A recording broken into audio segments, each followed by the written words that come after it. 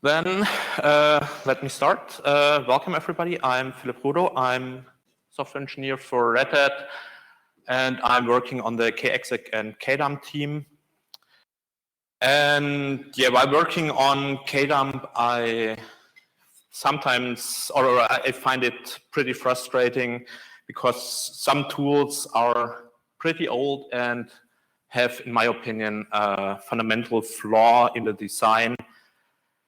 But, well, the problem is fixing this design isn't that simple. So I want to start a discussion here on how we could improve the design. And no problem. And yeah, having that said, this talk will be pretty high level and it is meant for discussion. So if you have any comments, or think that I got anything wrong, just shout out. And we go from there. And yeah, so what's it all about?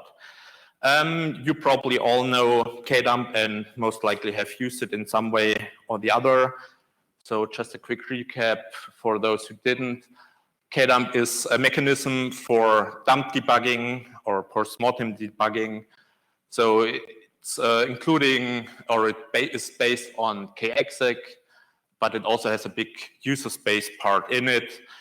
And it's essential for what I call here service providers. So distros, hardware vendors. So everybody you can pay money so they fix your problem.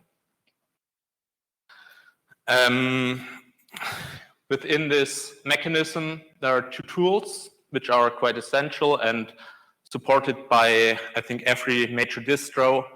It's on one hand make dump file, which usually runs in the init.rd and is used to read proc VM core and then filter and compress the dump so you don't waste so much space on your disk.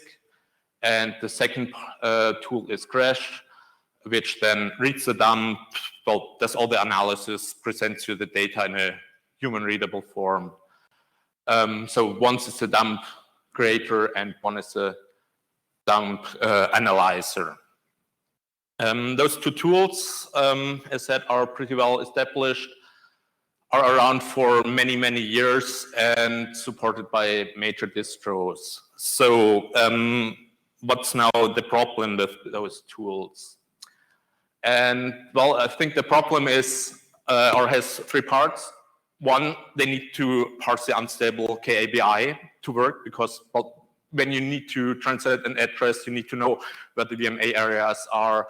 When you want to display the modules, you need to know how those modules are stored in memory, etc. And per definition, that's unstable and for a good reason.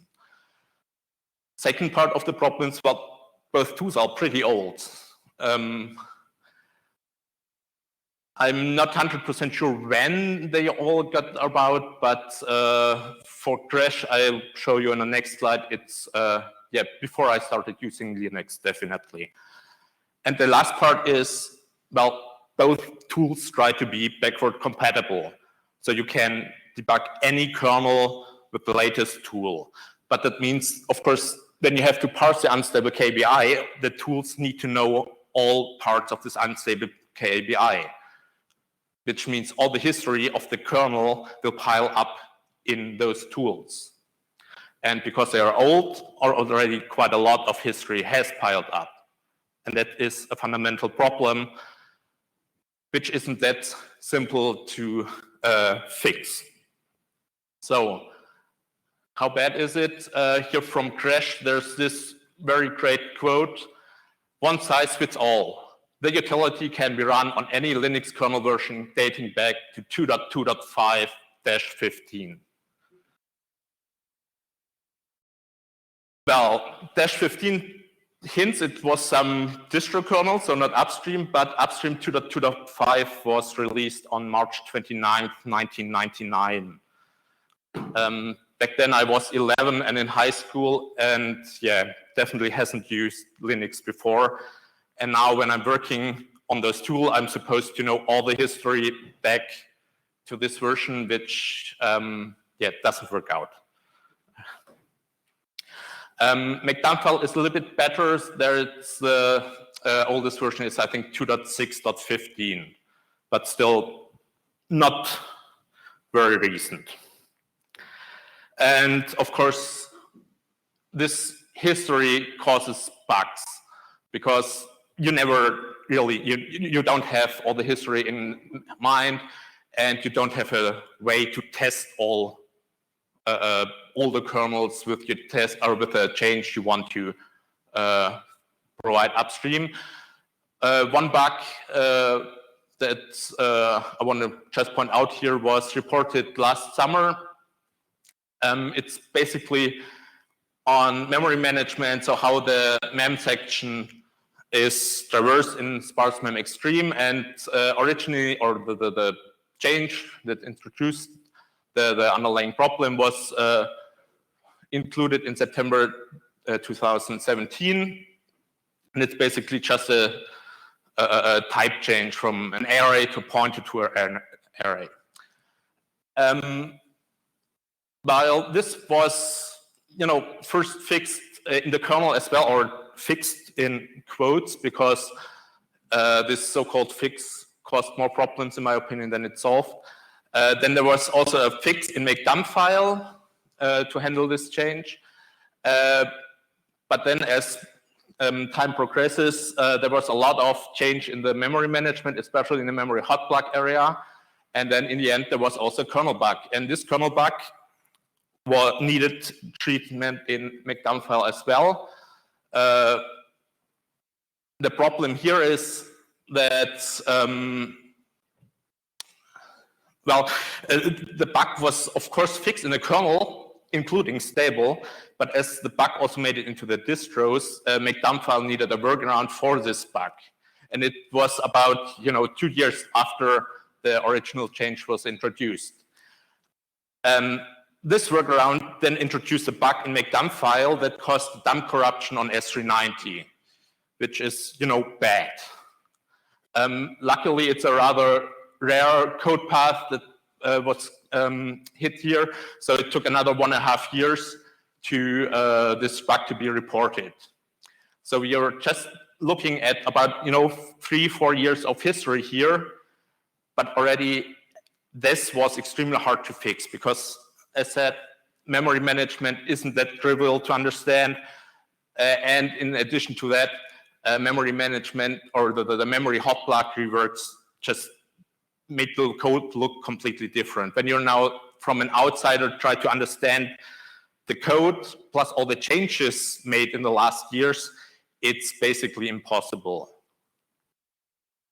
So, but that's, of course, you need to know, because you don't want to introduce another fix that just breaks some other older kernel. In the end, it took 6 engineers and 10 months to get up with a fix for this bug. And in my opinion, that's just a waste of time and resources and needs to be fixed somehow. And personally, I also say it's a constant cause of frustration because you spend a lot of time in the Git log, but not the code. And that's, you can spend your time better than that. So, but there's another aspect, because as always, you also have to look at security. You're having here C code, and you have basically a big binary file you're parsing. And this file has a pretty complex format. High complexity leads to bugs, leads to security vulnerabilities. And that usually shouldn't be a problem for you as a developer, but when you're in customer service, you have to work with dumps provided by the customer. And can you trust this customer? Because there's no way for you to verify if this dump has been manipulated or not. That means the code has to be able to handle all those unexpected input. And the more complex your code is, the more difficult it is to really handle those inputs.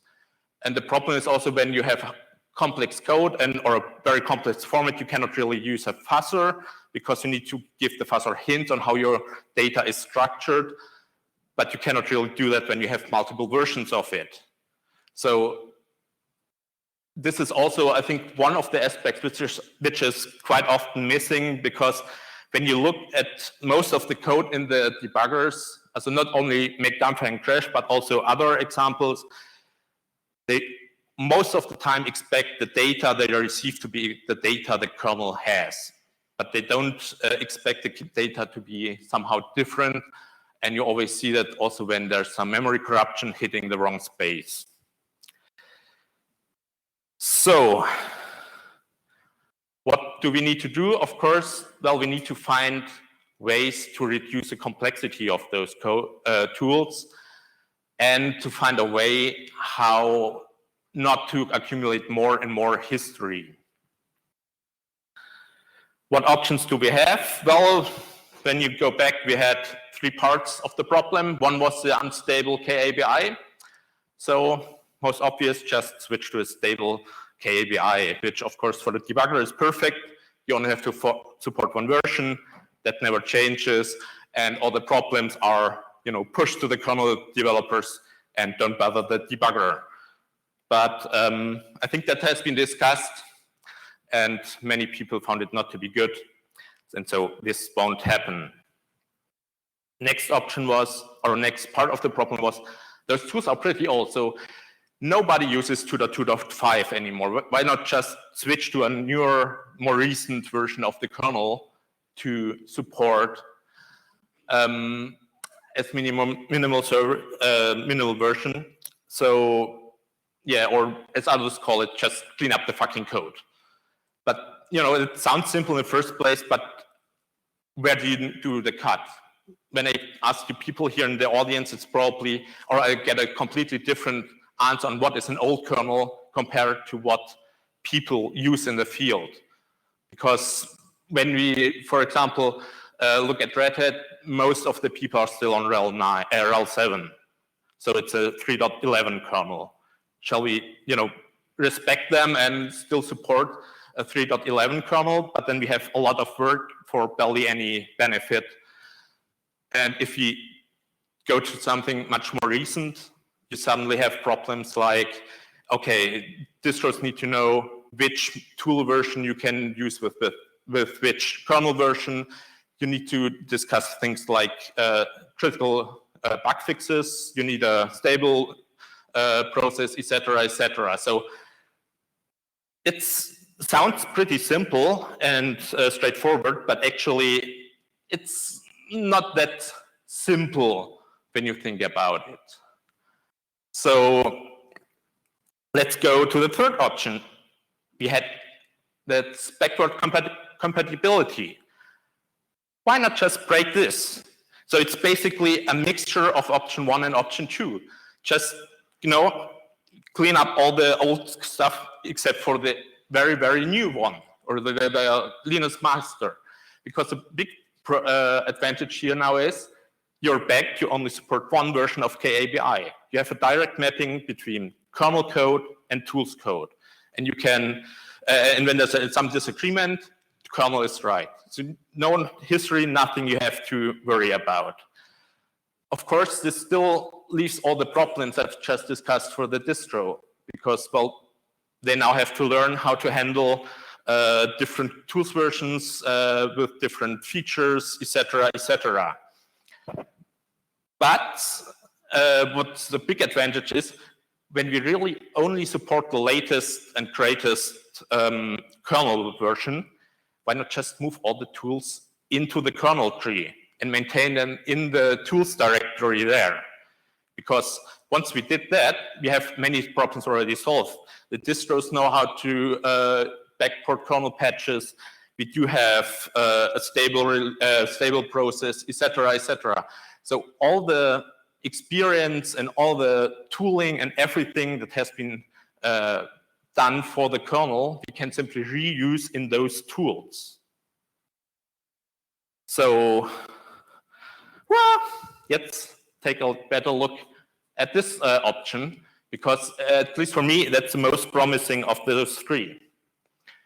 So what pros do we have? Well, as already said, we have a direct mapping between kernel code and tools code. So there's no more history, nothing. So whole complexity is reduced to the same complexity the kernel already has.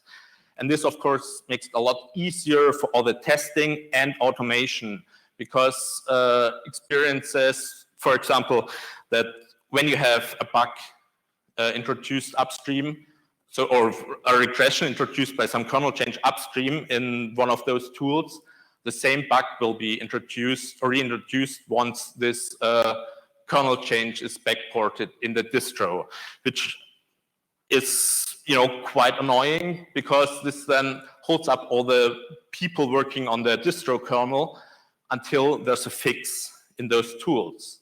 And this can be a lot, this can be avoided by simply using a fixes tag, like suggested down there. And other tools like you can use this like an KABI checker.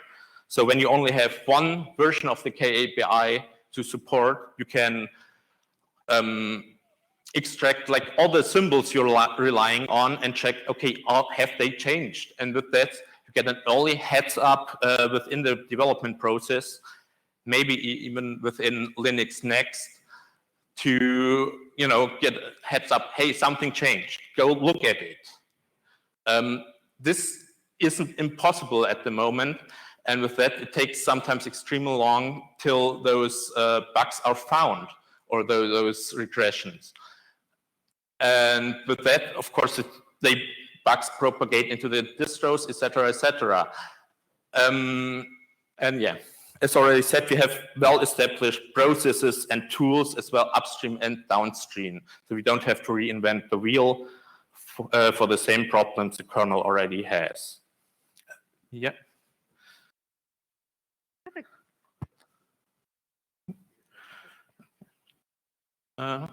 Mike? Oh, yes. Okay. So there is a question in the chat, more like a comment. Maybe you can address that. The comment is, I think trying to make crash secure would be a waste of time. If you're worried about dump with an exploit, run it isolated in a VM or something. So could you repeat it again? Yes. So the question is that, can you not run, if you received a dump, can you not run it in a VM? Why are you concerned about the security aspect of the dump? Can you maybe remove your mask? It's okay, sorry. Sorry. I'm sorry. So the question is, I think trying to make crash secure would be waste of time. If you're worried about dump with an exploit, run it isolated in a VM. Would that solve your problem, or would you have to go through the complexity of making crash secure? I guess that's the question. Well, of course, you can isolate the server where you're debugging, but that, in my opinion, just adds another layer of security, but doesn't really solve the problem. Because, and okay, what I maybe mentioned on the side, it's not only those direct manipulations for an attacker, but it's also memory corruption those tools have to handle. So they, in theory, should always not trust the dump data, not only because it might be bad or might be manipulated by some attacker, but also just pure memory corruption. So because of that, I don't think just moving the tools into a VM will solve the problem. In that, I think you need to have the tools to be able to handle any sort of input, and yeah, at least exit gracefully with hopefully some meaningful error message instead of just crashing. And yeah, with that, I don't think just moving to a VM will solve all the problems.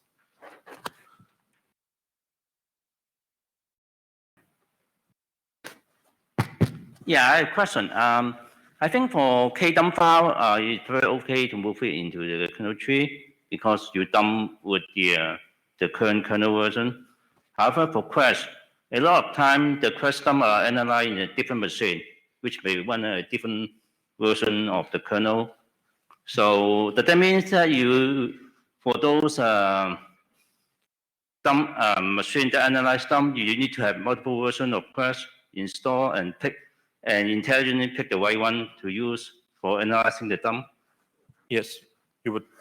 In this model, you would need to have the correct kernel version, crash version installed on those beacon machines.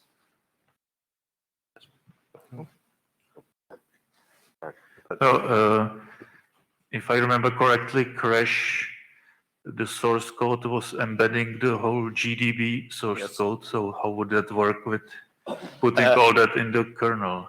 It won't, because next slide, that's why I'm representing here, is it will be a multi-year project and we have to redesign crash. So for me, crash and make dump file isn't in the state currently to be moved to the kernel tree. For make dump file, I've got the hope that it can be cleaned up to be included, but for crash, we need to find a way to not rely on out-of-tree GDB patch. And currently, for me, the best bet is to rely on the Python API GDB provides, but that would mean to port most of the crash code to Python. One thing is like we already have BTF for annotating the kernel structures. Why don't we just extend it to provide all the information that crash needs? And then we don't need to have multiple versions. One single crash can support multiple kernel. Sorry, I didn't get it. So today, with BTF, we can annotate the kernel. And that's part of that specific kernel. So we can extend BTF to have all the annotations that crash needs. And then a single crash binary is going to be able to analyze any single kernel. And we don't need to change the API. Well, yeah, but crash also has something like the struct command. So a user can simply say struct this, any arbitrary structure in the kernel, and crash will read from the dwarf information or the structure information out of it. So would need of all structures in the kernel a BTF format or a part in a BTF format. And personally, I think that would be too much. It's there. It's from all. Okay. You can just p-hole something. Okay, Mike. You can use p-hole something, whatever, enumerations, structs, or whatever, and it will show it almost instantly. You can ask for expanding it all, getting offsets, whatever. All the data structures for the kernel and for modules are there. Information for types for per CPU variables are there. There is a patch to add the types for all global variables in BTF. People are considering this. Alexei think that this will increase BTF too much, which is about almost 2 megabytes more. Yep. And he's suggesting that we put this into an extra module, separate, like a kernel module. Yeah. Then when you need that with something like this, or something like a debugger, or whatever, then you load that thing. And then you use it. BPF trace would use, whatever. But nowadays, BTF is all the types in the kernel are always available. It's in kernel memory at all times. But that's only the debug information stored in there. So not the information on how, for example, struct modules are ordered in memory, or where you have the entry point to traverse all the list with all the modules currently loaded.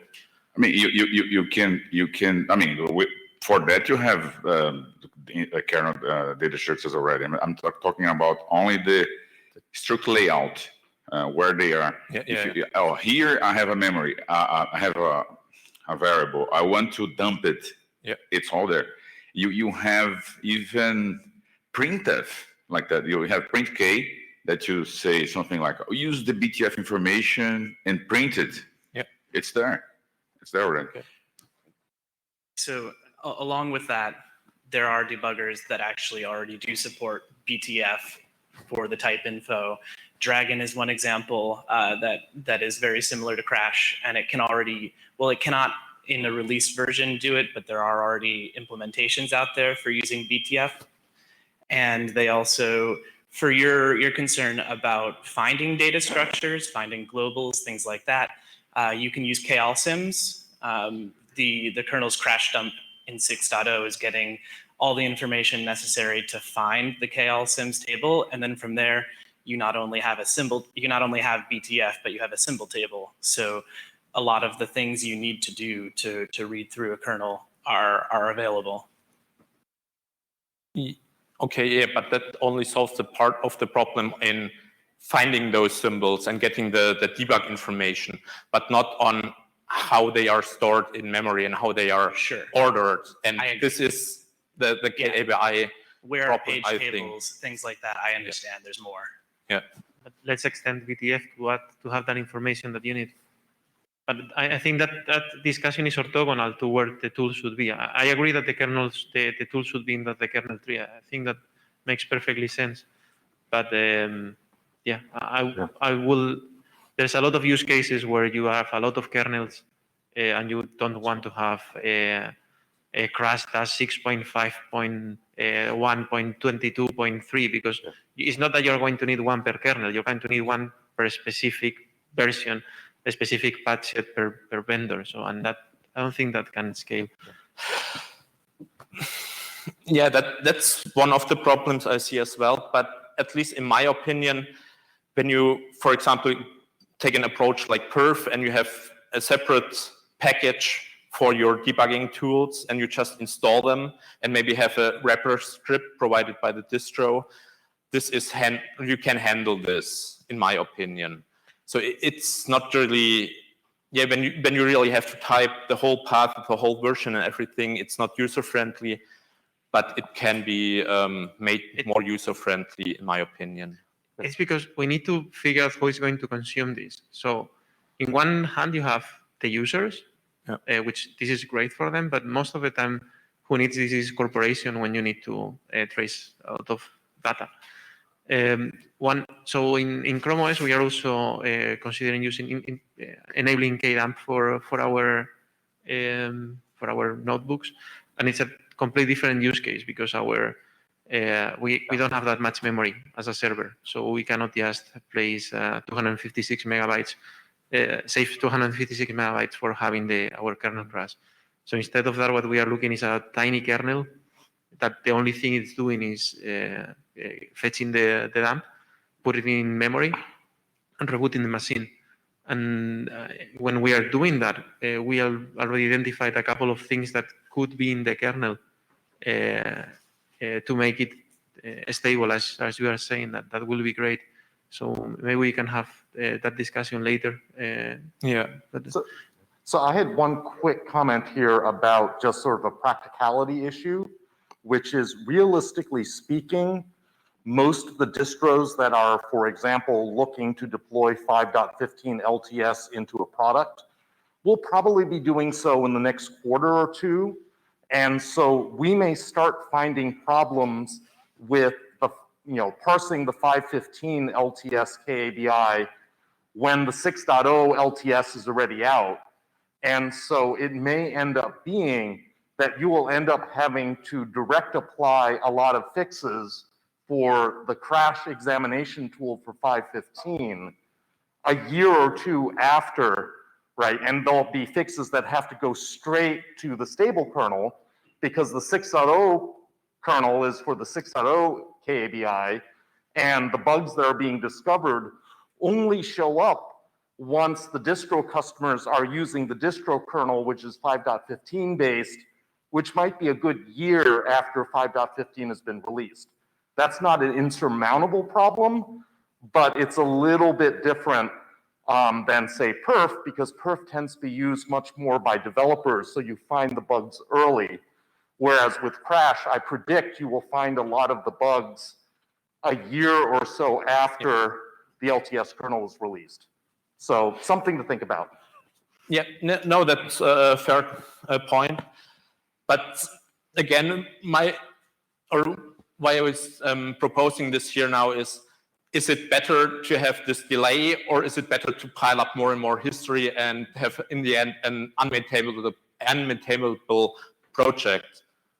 So what's the bitter pill you want to swallow? So one comment I want to make is you're absolutely right. Rewriting Crash is a huge multi-year project. You mentioned Dragon on a later slide. I mean, it's been multiple years now. I think at least in the meta infrastructure, we never run Crash anymore. Yeah. We go through a lot of dumps. Dragon is run automatically on every dump in the fleet. Feature-wise, it far surpasses what Crash can do. So my suggestion would be to sit down with Omar Sandoval and like figure out, what's missing in terms of like replacing Crash with Dragon and try and go down that route because it's far better in my opinion. Yeah, but my problem with Dragon is, on one hand, it tries to be a full-scale debugger, which isn't that simple to achieve. And the second problem is it still is out of tree. It still has this KBI problem. So at some point in time, it will run into the same problem. And just switching to another newer debugger won't solve this KBI issue. So, yeah. But it doesn't start with GDB. That's step one. So it's already monkeys. Yeah. Comment was, doesn't start with GDB, but it's much easier. Yeah, that's true. So one thing I would like to note is that you're saying that you're adding a new tool to the kernel tree so that it could follow the perf model, which has a version of perf tied to a version of the kernel. And this is common misunderstanding. I mean, perf, the model for perf, that's not, I mean, the fact that perf is developed in the kernel doesn't mean that it's tied to that specific version. There are even tarballs on the www.kernel.org where you can get the latest perf and run on the real Red Hat Enterprise 7, and it should work. If you ask on the command line for features that are not present on that kernel, it should bail out and say to you, you cannot do that, the kernel doesn't support this. And you can get the perf at that time from Red Hat 7 and try to run on 6.0. And it will only use the feature that it knew at that time, and it should work as well. So just to make this clear, there's a common misunderstanding. The way that Debian ships it, it's being discussed because it's wrong. I mean, you don't have to have a perf version that's tied to the kernel and run preferentially that one. Preferentially, you should use the latest one because it has bugs fixed, like he said. And he has new features that doesn't require features from the kernel, which is even more important. I mean, you could, with BPF now, you could, let's say, with the 6.0 kernel running on some older kernel that has BPF already, have the PFK work tool, and it will be fantastic for that old kernel because what it needs, it's available on that older kernel. But just that thing that I would like to note.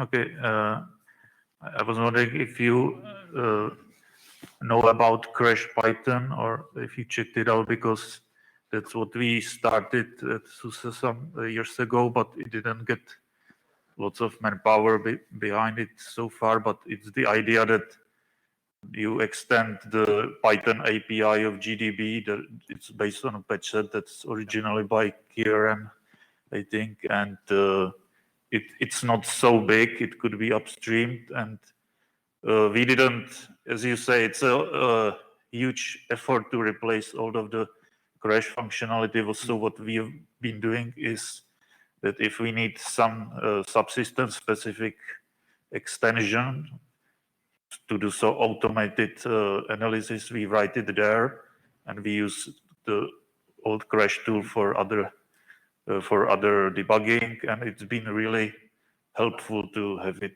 this way in Python. It's very easy to extend. I've written there slab integrity checking that is now more advanced than the one in Crash, for example. No, so Crash Python, yeah, I know about it. I also shortly discussed with Jeff the topic, but as you said, it requires a GDB extension at the moment, so also has the same problem like Crash. It's much better, of course.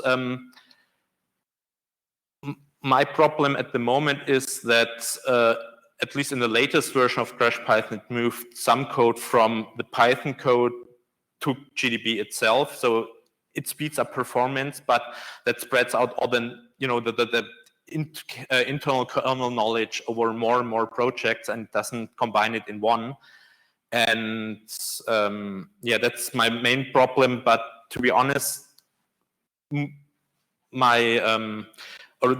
best chance I see is currently moving Crash Python into the kernel to achieve what I want to achieve. Yeah. So yeah, one of the problems I also have with Crash Python is that Jeff and the others are quite silent about it. So I just found about it while preparing this talk, and the only place where I found a hint to it was in a comment on LWN about Dragon. So it's not very visible, but it's definitely a pretty cool tool and goes, yeah, pretty much in the direction I want to go, with the only exception, in my opinion, it should be scaled down to only the latest kernel version and moved to the kernel tree to be maintained there. So we're at about 10 minutes. Okay. we have. Not very much, only one more slide, or maybe, yeah, about the upstream problems. Of course, the first 2 points aren't, it's nothing new, it's more of the same. This long transition phase will, in my opinion, also be a problem because, well, you have, once you have, this replacement for Crash in place and say, okay, now it can really replace Crash, you still need the old Crash for the older kernel because you can only support newer ones. So it's not only a multi-year project, but you also have to maintain those old tools for quite a long time longer until those old kernels drop out of support by the distros. And last thing I want to mention, it's about downstream problems because, well, first point is, again, nothing special because you already have the debug information perf and other tools you support for each kernel version. But when you want to have it a clean way, you always have to update your kernel together with the tools. So to get a fix in the tools, you need to update the kernel, which unfortunately is sometimes a problem for distros or for the customers of those distros. And so in this case, you have to, there has to be a shift in thinking, and you have to see the tools to be part of the kernel, and a bug in the tools to be part of it, or be a kernel bug. And yeah, last thing is that, of course, as mentioned before, especially customer support need to update their tooling, need to learn how to handle non-existing features, although they might have been extremely helpful for this particular case, but they are not part in this distro kernel yet. And yeah, with this, thoughts and opinions. So a couple of comments from the chat. First of all, I do agree with Arnaldo. So even if we move it to the kernel tree, you still have to, it has to work with the stables in the sense that in a limited fashion, whatever features. So that's kind of what we do with all the tools, including the kernel self-test I maintain. And so one comment that they have is the crash version for the kernel would probably have to ship with the debug RPM packages. We already have the Python GDB scripts of the kernel in the distro packages. I don't know if we have any thoughts on that. Was the question clear, or should I repeat that? Yeah, can you repeat it, please? Yes. So I'll read it as is. The crash version for the kernel would probably have to ship with the debug RPM packages. We already have the Python GDB scripts of the kernel in the distro packages. Yes, so that's, or yeah, ship either with the debug information or in a separate package. And yeah, and the Python scripts in the kernel, of course, was what inspired me, basically. So just to extend them and then combine with Crash Python to get the full functionality. Okay, that sounds good. But it needs to be shipped, separately. Okay. So another one, if we can merge this, some such GDB scripts into the tools directory, maybe we can also run a test script when build the kernel and ensure that it's not broken with the new kernel release. Meaning, if it is in there, then you can continuously, yes. Definitely, yeah, and that's what I like about this KABI checker, which gets possible with scaling down the KABIs or supported KABI, because it's a pretty cheap way to do those checks and to at least get a heads up with, hey, something changed. Mm-hmm. So you can kind of, there is an advantages to having this in the kernel. Yeah. So that's kind of what it is. And of course the fixes tag as well, because at least for, I don't know any option to have a fixes tag that references a commit in a different repository, but it's only always referencing the same repository. And there's also a lot of tooling in the distros about the fixes tag. Right. So one more, we're doing it a little more on the chat because we have taken a lot of questions in the room. Crash Python is also still hosted on the SourceForge, so you instantly assume it's dead. I don't know. So that's another comment from there. Yeah. Okay, I think that's about it from the chat. So I love this talk because there's a lot of really important problems here that you're discussing and that we need to focus on. Dragon has the same problems with referencing commit messages from older kernel versions, and Dragon will get those same problems as Crash eventually. So this is a really important topic. So thank you for that, first of all. Yeah. I think there's a great diversity of debugging tools already. Look at tracing, look at debuggers. The fact that we're talking about Crash Python, Crash, kdump, Dragon, I think that's healthy. I would love for us to have this discussion rather about blessing one specific tool and picking which one that is and then maintaining it in the kernel tree. I'd rather have this discussion about figuring out how the kernel can describe for itself. How can you read my crash dump? How can you debug me better?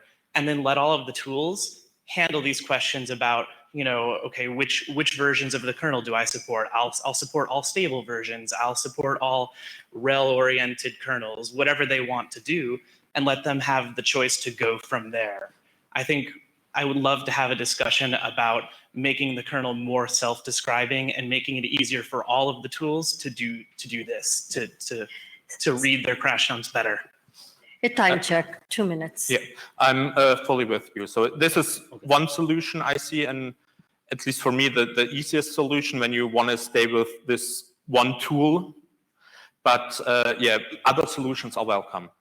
But there needs something to be done, in my opinion. You cannot just continue doing the same stuff over and over again and run into the same problems over and over again without changing something. This will probably be the last question. Yeah. I want to know what have you thought about looking, I think most of the problem are in the crash. The kdump file is fine, I think.